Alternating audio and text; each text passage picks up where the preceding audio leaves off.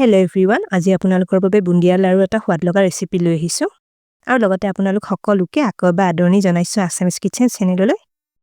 বুন্দিয়া নাভাজাকৈ মাত্ৰ 3টা বস্তুৰে একেবাৰে সহজতে এই বুন্দিয়া লাৰুটো বনাব পৰা যায় আৰু এই লাৰুটো খাবলৈও কিন্তু খুবেই সোৱাদ লগা হয়।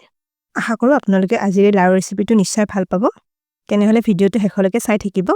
আজি বুন্দিয়া লাৰুটো বনাবলৈ মই ব্যৱহাৰ কৰা ইনগ্ৰেডিয়েন্টছখিনি আপোনালোকে স্ক্ৰীনত দেখিবলৈ পাইছে। এই এটা ডাঙৰ বাচন লৈছো। ইয়াতে 1.5 কাপ বুটৰ দালি দি ললো। দালিখিনি তেতিয়া জুখমতে অলপ পানী দি লওঁ।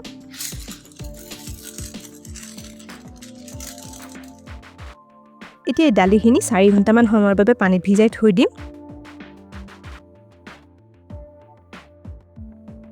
এয়া 4 ঘণ্টামান পিছত চাওকচোন দালিখিনি ভালদৰে কোমল কোমল হৈ পৰিছে।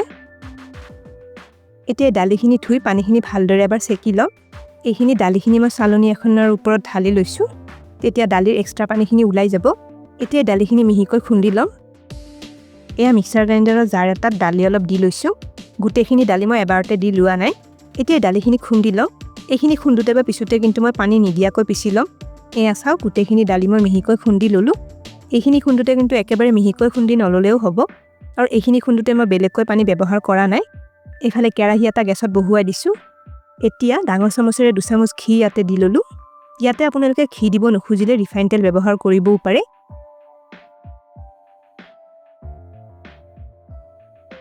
এতিয়া পিছি লোৱা বুটৰ দালিখিনি ইয়াতে দি লওঁ।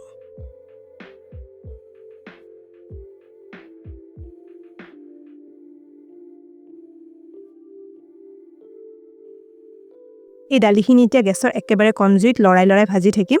প্ৰথমতে দালিখিনি কেৰাহীত অলপ লাগি ধৰিব, কিন্তু লাহে লাহে এইখিনি এৰ খাই আহিব। প্ৰায় 10-12 মিনিটমান ভাজাৰ পিছত দালিখিনি আগতকৈ পানীখিনি শুকাই আহিছে। এতিয়া চাওক এইখিনি লাৰু লাৰু হৈ পৰিছে। হেতাখনেৰে এই লাৰুখিনি অলপ হেঁচি হেঁচি ভাঙি দি লৈছো। দালিখিনি লাৰু বান্ধিলে এইদৰে মাজে মাজে ভাঙি থাকিব লাগিব। এইখিনি এইদৰে আৰু কিছু সময় ভাজি থাকিব লাগিব। আৰু প্ৰায় 6 মিনিটমান দালিখিনি ভাজি ললো। এইখিনি আগতকৈ অলপ মিহি হৈ পৰিছে আৰু বুটৰ দালিৰ কেঁচা গোন্ধটো নোহোৱা হৈ আহিছে। এইখিনি এইদৰে আৰু 5-6 মিনিটমান ভাজি ল'ব লাগিব। এতিয়া এই দালিখিনি আৰু 5-6 মিনিটমান ভাজা হোৱাৰ পিছত দেখুৱাইছো। দালিখিনি ভালদৰে ভাজা গৈ এটা ধুনীয়া গোন্ধ ওলাই আহিছে আৰু দালিখিনি আগতকৈ অলপ ৰঙচুৱা হৈ আহিছে। এই দালিৰ গুৰিখিনি ভাজোতে মোৰ প্ৰায় 20-21 মিনিটমান সময় লাগিছে। এতিয়া গেছটো অফ কৰি দিছো। এই দালিখিনি এতিয়া ভালকৈ ঠাণ্ডা হ'বলৈ থৈ দিম। এয়া 6 মিনিটমান পিছত আমাৰ দালিখিনি ভালদৰে ঠাণ্ডা হৈ পৰিছে। যদি এই দালিৰ গুৰিখিনি ভাজাৰ পিছতো গোটা অংশ থাকি যায়, তেতিয়া দালিখিনি আপোনালোকে আৰু এবাৰ খুন্দি ল'ব পাৰে। এফালে কেৰাহী এটা গেছত আকৌ বহুৱাই দিছো। ইয়াতে 1 কাপ চেনি দি ললো। ইয়াতে আপোনালোকে মিঠা অলপ বেছিকৈ ভাল পালে 1 কাপতকৈ আৰু অলপ বেছিকৈ চেনি দি ল'ব পাৰে। এই 1/2 কাপ পানী চেনিখিনি দি ললো। এতিয়া এইখিনি গলি উতলি আহিব দিম। এইখিনি প্ৰায় 4-5 মিনিটমান কম জুইত উতলাই চিৰাপ এটা বনাই ল'ব লাগিব। এইখিনিতে এটা ৰিকুৱেষ্ট কৰিলো, ভিডিওটো চাই ভাল পালে লাইক আৰু শ্বেয়াৰ কৰি দিব।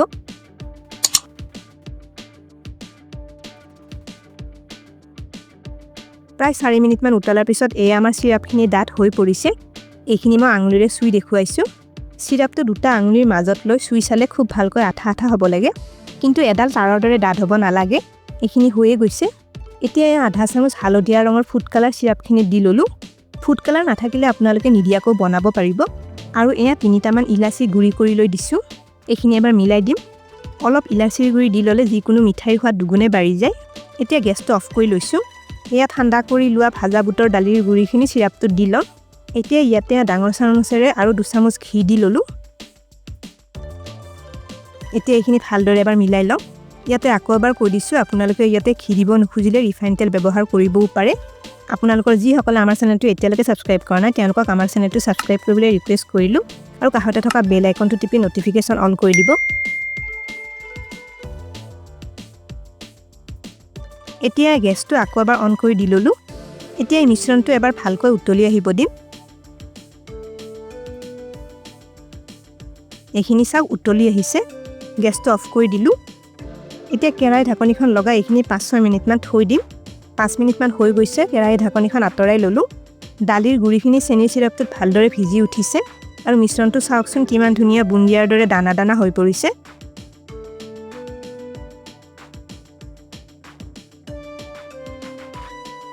অলপ মিশ্ৰণ হাতেৰে লৈ দেখুৱাইছো। এইখিনি চাওক আঠা আঠা হৈ লাৰু বান্ধ খাইছে। মিশ্ৰণটো এইদৰে এবাৰ লাৰু বান্ধ খাইছে নে নাই চাই ল'লে হ'ল। এইখিনি এতিয়া অলপ ঠাণ্ডা হোৱাৰ পিছতহে লাৰু বনাব পৰা হ'ব। এয়া আমাৰ বুন্দিয়া লাৰু মিশ্ৰণটো হাতেৰে চুব পৰা ঠাণ্ডা হৈ পৰিছে। মিশ্ৰণটো দেখিবলৈ একেবাৰে বুন্দিয়াৰ দানাৰ দৰে লাগিছে নহয়নে? এইখিনি লাৰু বান্ধিব পৰা হৈ গৈছে। এতিয়া কেইটামান ভাঙি লোৱা কাজুৰ টুকুৰা ওপৰত ছটিয়াই লৈছোঁ। এয়া অকণমান ঘি হাতত লৈ লৈছোঁ। এইখিনি দুইখন হাতত ভালদৰে সানি ল'ম, তেতিয়া লাৰুখিনি বনাবলৈ ভাল হ'ব। কাজুৰ টুকুৰাখিনি এবাৰ মিলাই দিছোঁ।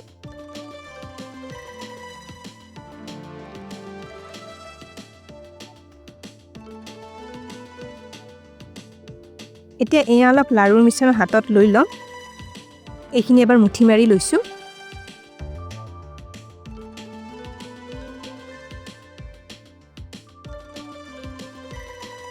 এতিয়া দুহাতেৰে ঘূৰাই ঘূৰাই বুন্দিয়া লাৰুটো মই গোলকৈ চেপ দি ল'ম। এয়া চাওক লাৰুটো মই এইদৰে বনাই ল'লোঁ। একেবাৰে বুন্দিয়া লাৰুৰ দৰে হৈছেনে? এনেকৈ গোটেইকেইটা লাৰু বনাই ল'ব লাগিব। এয়া চাওক গোটেইকেইটা লাৰু মই বনাই ল'লোঁ। লাৰুকেইটা দেখিছেনে কিমান ধুনীয়া হৈছে? এই লাৰুটো খাবলৈও একেবাৰে বুন্দিয়াৰ লাৰুৰ দৰে সোৱাদ লগা হয়। আৰু এই লাৰুটো প্ৰায় 10 মিনিটমানৰ ভিতৰতে ধুনীয়া টান হৈ পৰে। খুব সহজতে আৰু কম বস্তুৰে আপোনালোকে এই লাৰুটো বনাই চাব পাৰে। তেনেহ'লে আজিৰ লাৰু ৰেচিপিটো কেনে পালে কমেণ্ট কৰি নিশ্চয় জনাব। ভিডিঅ'টো শেষলৈকে চোৱাৰ বাবে অশেষ ধন্যবাদ জনালোঁ। আৰু ভিডিঅ'টো ভাল পালে লাইক আৰু শ্বেয়াৰ কৰি দিব। স্ক্ৰীনত দেখা পোৱা ৰেচিপিকেইটা চাবলৈ মই ৰিকমেণ্ড কৰিলোঁ। ভিডিঅ'কেইটা চাবলৈ ৰেচিপিটোৰ ফটোখনৰ ওপৰত ক্লিক কৰিলেই হ'ল। তেনেহ'লে আজিলৈ আহিছোঁ, আকৌ লগ পাম আৰু এটা নতুন ৰেচিপি ভিডিঅ'ৰ সৈতে।